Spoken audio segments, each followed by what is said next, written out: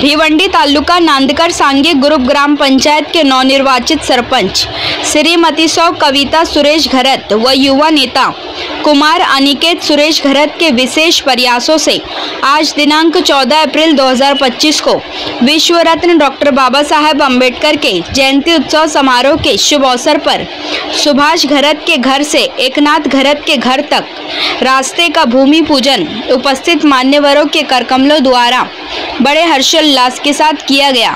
इस अवसर पर नवनिर्वाचित सरपंच श्रीमती सौ कविता सुरेश घरत, माजी सरपंच दत्तात्रय सुतार, माजी उप सरपंच राजाराम गायकवाड़, माजी सरपंच पांडुरंग गोविंद पाटिल, माजी सरपंच विनोद जाधव, समाज सेवक अमोल रघुनाथ जाधव, समाज सेवक भरत पाटिल, सुधीर पाटिल, सुजित पाटिल, बालिया जाधव, माजी सरपंच गणेश शांताराम पाटिल, दुर्वंधन गाड़े, विनायक दत्तू जाधव, समाज सेवक रामचंद्र काथोड़ तातली, मधुकर जाधव, भावेश कोनकर, माजी सरपंच सांगे साखाराम पाटिल, माजी सरपंच गणेश पाटिल, समाज सेवक योगेश जाधव, दिनेश पाटिल सहित भारी संख्या में अनेकों मान्यवर व नांदकर गांव के ग्रामस्थ मंडल उपस्थित थे। सभी लोगों ने इस कार्य की सराहना की। आइए देखें इसकी एक रिपोर्ट।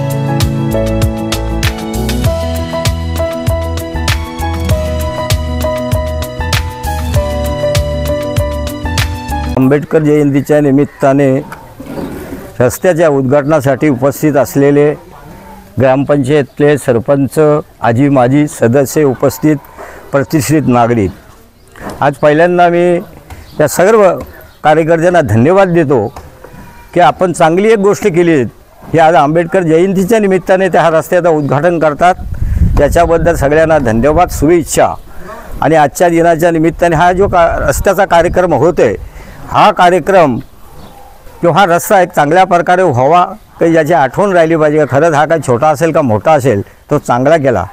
या संबंधीचे आपण जे विचारलात की या संबंधी कुठले याच्यातून निधीवाले काय आले, याची सविस्तर माहिती तुम्हाला सरपंच आणि सदस्य मंडळी तुम्हाला त्या दृष्टीने देतील।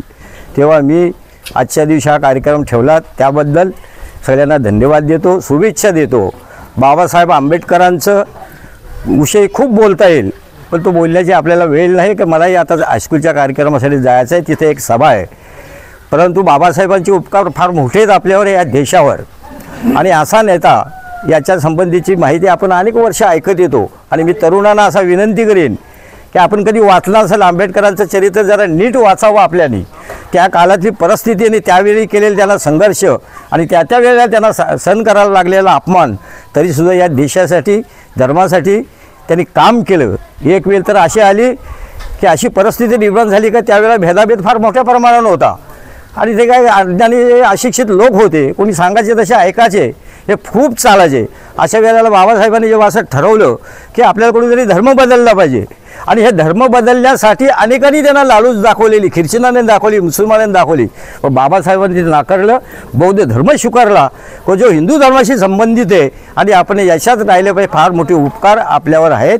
देशाच्या घटनेच्या बद्दल तर आपल्याला माहीतच आहे, गेली वर्षानुवर्ष जेव्हा 11 महिने काही दिवस बरेच लोक त्या घटनेच्या समितीमध्ये होते, पण सगळ्यात मोठं योगदान हे कायदा करताना, संसदेमध्ये कायदा निर्माण करताना, ज्याच्या आधारावर लोकसभा आणि राज्यसभा हे सगळे जे चालतात, याच्या नियमामध्ये खूप केली, तरीसुद्धा बाबासाहेबांचा वेळोवेळी अपमान केला गेला. पण काही काळानंतर तो अपमान दूर करण्याचा काम भारतीय जनता पार्टीने केला. त्यांचा तसा सन्मान केला, त्यांची स्मारकं उभा केली. ज्या ज्या ठिकाणी बाबासाहेबांनी काम केलं त्या सगळ्या पद्धतीने मदत केली. तेव्हा मी विनंती करीन तरुण मंडळीला की आपण खरंच आज अभ्यास करण्याची गरज आहे की त्यावेळी खरोखर काय परिस्थिती घडली, त्याला गुन्हेगार कोण होता, जबाबदार कोण होता, याचा विचार आपण करावा. आपण सर्वांना जास्त वेळ न घेता आपण सर्वांनी असं चांगलं काम करा. आपल्या हातात असलेला जो काही ग्रामपंचायत वेळ असेल, आता 31 मार्चपासून बजेट सुरू झालं नवीन, तेव्हा हे 31 मार्चमध्ये तुमच्या हातात हे पैसा संपून नका, जेवढा संपवता येईल ज्या ज्या योजनेवर असेल तो वापरा आणि तुमच्या हाताने ते काम करणं मोकळं व्हा. आणि पुढं असा संघटन तुमचं राहावा, एकत्र राहावा, चांगल्या प्रमाणे असा एकोपा ठेवा आणि संबंध ठेवा आणि परत चांगली ग्रामपंचायत पुढे आपल्याला कशी करता येईल याचा विचार करावा. अशीच चांगली माणसं निर्माण कशी होतील याचा विचार करावा. आणि पुन्हा एकदा आपल्याला सगळ्यांना शुभेच्छा देतो आणि माझे 2 शब्द संपवतो. जय श्रीराम. डॉक्टर बाबासाहेब आंबेडकरांचा विजय असो. डॉक्टर बाबासाहेब आंबेडकरांचा विजय असो. आज आपण या ठिकाणी डॉक्टर बाबासाहेब आंबेडकर यांच्या जयंतीचं औचित्य साधून अनिकेत घरत यांच्या प्रयत्नातून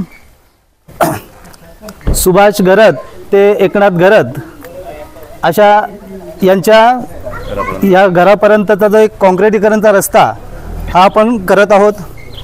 असे अनेक कामं आहेत की यापूर्वी आपण केली. या ग्रामपंचायत बॉडीमध्ये ज्या वेळेला आपले हे जे सदस्य बसले, अशी अनेक कामं या लोकांनी केली.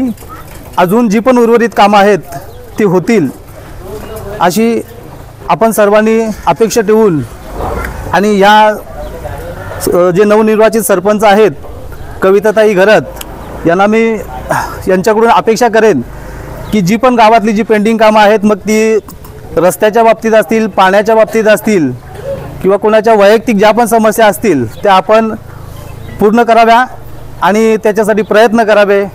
एवढेच बोलून मी इथे थांबतोय. जय भीम, जय बुद्ध, जय भारत. बाबासाहेब आंबेडकरांच्या जयंतीनिमित्त